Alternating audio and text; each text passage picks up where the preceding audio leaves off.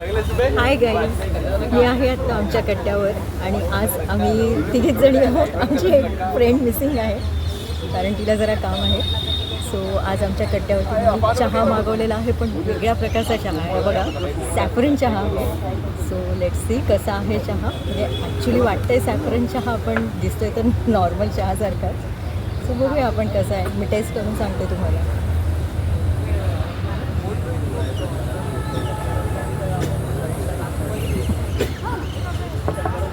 Okay आहे, कारण मला वाटतं मी चहाच्या बाबतीत जरा जास्त परफेक्शनिस्ट आहे. त्याच्यामुळे मला पटकन वेगळ्या प्रकारचे चहा आवडत नाही, पण टेस्ट मात्र करायला खूप आवडतात. कारण त्याच्याशिवाय कळत नाही आपल्याला कुठचा चहा चांगला कुठचा वाईट.